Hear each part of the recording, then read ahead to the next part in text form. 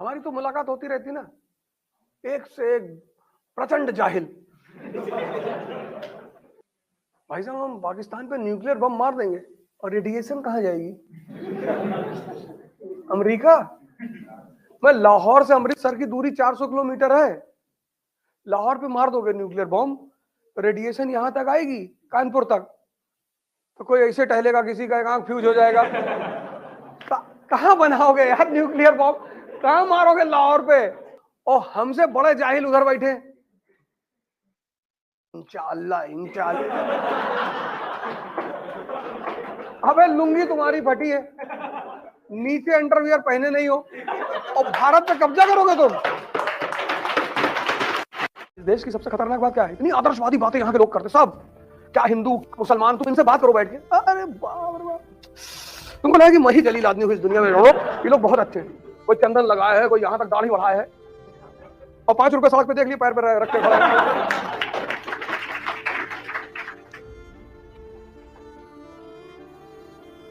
और जवानी किस चीज के लिए है तुम बताओ? क्या करोगे जवानी में? मेरे पास लोग आते हैं, सर हमारी गर्लफ्रेंड हमसे बात नहीं कर रही। हमने कहा हमारी वाली से कर लो।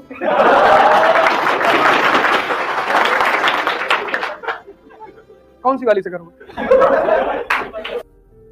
जो इंडिया में उनसे करोगे, बाहर वाली से करोगे? अरे आपके अंदर कोई इमोशन नहीं, इतना जूता से मारेंगे ना इमोशन का नाम लोगे तो। तुम यार खैनी बना रहे हो बैठ के। मैं पहली बार आया आईएएस की तैयारी के उद्देश्य से, हालांकि डरा तो मैं बहुत हुआ। तो मैं आया जब तैयारी करने के लिए, तो मेरे एक सीनियर है, मैं उनका नाम नहीं लूंगा, भगवान उनको हमेशा खुश रखे। तो जब मैंने उनसे कहा कि मैं आईएएस की तैयारी करने जा रहा हूं ना, उन्होंने मुझसे पूछा कि क्या करने जा रहा हो, क्या करने दिल्ली आए हो? हमने कहा भैया मैं सोच रहा हूं आईएएस की तैयारी कर लूं। जैसे ही मैंने उनसे कहा मैं आईएएस की तैयारी कर लूं, वो हंसने लगे। 3 और दोस्त उनके साथ बैठे हुए थे और हंसते हंसते हंसते हंसते पेट पकड़ लिया उन्होंने। अब आप सोचिए, आप खड़े हैं, आपने किसी से कुछ कहा है और वो बंदा हंसे जा रहा है। उनके एक दोस्त है, तो उन्होंने उनसे कहा कि हंस क्यों रहे हो यार? अरे ठीक है लड़का तैयार, हाँ बेटा जाओ जाओ, अच्छा है जाओ तुम तैयारी करो। और वो हंसी मुझे आज तक याद है सर।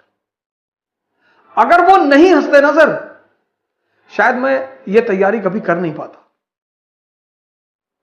उनकी हंसी मेरे लिए ऑक्सीजन बन गई सर। इस देश में सब राजा बनना चाहते हैं, सब, आज से नहीं, प्राचीन काल से। और ज्यादातर राजा जो बनना चाहते हैं वो ताबीज ढूंढते हैं, भैया कोई ताबीज मिल जाए तो पहन ले भैया। इस देश की मनोविज्ञान समझ में आ गया, इस देश के लोगों को साइकोलॉजी समझ में आ गई कि सबको राजा बनना है। और उसने एक फॉर्मूला निकाला, किंग मेकर। अपने आदमी को बिठाया कर्नाटक की गद्दी पे, अपने आदमी को बिठाया हैदराबाद की गद्दी पे, मुजफ्फरजंग, चंदा साहिब। और इन दोनों ने उसको बदले में क्या दिया? टेरिटरी दी, पैसा दिया। ना अकेले तुम्हारा एक कमरा, उसको मान लो कि डीएम बंगला है। बाहर निकलो ऐसे ऐसे करते हुए, ऐसे एक आदमी रख लो जो तुम्हारे पीछे छाता लेके चले। उससे कह दो कि जब मैं बाहर निकलूं तो छाता लेके चले आगे। तुम्हारा सुबह का नाश्ता, दोपहर का खाना मैं दूंगा, ठीक है? थोड़ा सा फील पैदा होगी तुम्हारे अंदर। कोई जरूरी नहीं कि तुम आईएएस की ही तैयारी करो। इस देश में एक और रोग है, गांव में एक आदमी बन गया तो बाकी गांव का जीना हराम। अब गांव का लड़का आईएएस बन गया, प्रॉपर आईएएस, 15वीं रैंक। आ गए पूंजीपति, शादी करने के लिए मंत्री जी आ गए और बोले पूरे घर में सबको, कितने भाई हो भाई तुम? ये बाबूजी हम तो 2 भाई हैं, मम्मी है, पापा, 4 लोग। अच्छा 4 ऑडी दे दो इनको जी। और वो दिल्ली वाला जो बंगला है वो चांदी चौक वाला दे दो इनको। क्या है तुम लोग यहाँ झोपड़ी में रहते, जाओ दिल्ली जाओ। कुत्ता भी है इनके लिए, कुत्ते की भी गाड़ी दो एक। और बाबूजी क्या हाल है? अरे साहब हम तो बढ़िया हैं, इनको दे दो 15-20 करोड़ रुपया, कम है 25 दे दो। बाबूजी 4 दिन से कानपुर में एडमिट है, 25 करोड़। अब समाज ने देखा, सब लौट लौट के अपने घर गए। तुम्हारे बाप ने तुम्हारा कॉलर फाड़ लिया, तुम फर्जी फंस गए जीवन।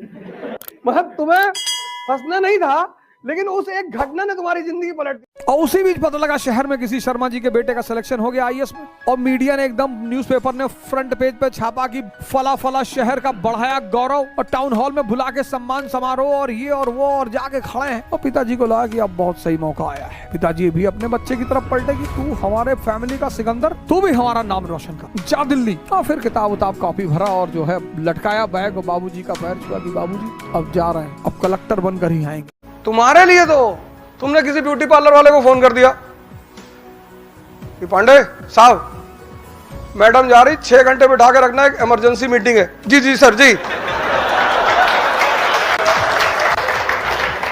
तुम्हें कुछ करना ही नहीं, तुम जिस शहर में जाओगे उस स्कूल का प्रिंसिपल खुद ही आएगा तुम्हारे पास कि साहब कितने बच्चे हैं? है तो 5, तू 2 का कर ले। जी साहब आपका, मेरा भी कर ले। तो ये जो कॉमन लाइफ की नेसेसिटीज है ना, इनसे तुम बहुत ऊपर चले आओ। तुम्हें लाइन में नहीं लग रहा मेट्रो के कि भैया टोकन लेना है, वो तुम्हारा पीएसओ होगा। मेट्रो में तुम्हें जाना ही नहीं, तुम्हारी स्कॉटिंग होगी।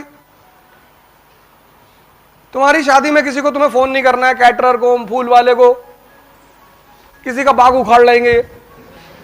डीएम साहब की शादी का फूल नहीं दे रहा। और जीवन की लड़ाई में 2 ताकतें बहुत काम आएंगी, एक मन की और एक शरीर। तुम जब भी ऊपर उठोगे तो ये ग्रेविटी तुम्हें नीचे खींचेगी ना, ऐसे समाज की ग्रेविटी है। हम जब आईएएस की तैयारी करने गए तो हमारे गांव में हर आदमी, मतलब एक साहब तो हंसना शुरू किया उन्होंने, और हंसते हंसते गिर गए वो। उन्होंने हमसे पूछा दिल्ली क्यों जा रहे हो? अब मेरा दिमाग खराब था, मैंने कह दिया मैं आईएएस की तैयारी। बोले आईएएस? फिर वो हंसने लगे और हंसते हंसते वो गिर गए। और उस हंसी का इतना रोल रहा मेरे जीवन में, मतलब उस हंसी ने मुझे एकदम मजबूत कर दिया था कि अब आईएएस ही बनना है। उस दिन मुझे एहसास हुआ कि महाभारत क्यों हुई। आपको कोई डांट दे उतना बुरा नहीं लगता, आपको कोई भगा दे बुरा नहीं लगता, जब लोग हंसते हैं ना तब बहुत दर्द होता है। परसों कोई आया था, पूछ रहा था कि क्या करना पड़ेगा आईएएस बनने के लिए। ना कर ना पाओगे। कहा नहीं करेंगे। हमने कहा पूछ रहे हो दोस्त, ये लड़का कोई 10th का हमसे सवाल पूछता तो मैं बता देता उसको। तुम कितनी उम्र है? 23 साल। हम कहते ना कर पाओगे। मजा लेने का अधिकार तो सबको है, जैसे तुम मजा ले रहे हो, तुम्हारा टाइम है तो हम भी लेंगे। पर हम जब लेंगे तो फिर तुमको समझ में ही नहीं आएगा कि अब क्या करें प्रभु। कैरियर की चिंता नहीं है कहाँ, अब कौन सा सर्टिफिकेट की जरूरत है कहीं। अब जहाँ कैरियर में जा रहे हैं वहां तो एलिजिबिलिटी है कि कितनी बार केस लगा, 17 लगाओ यार, तुम तो अच्छे आदमी हो।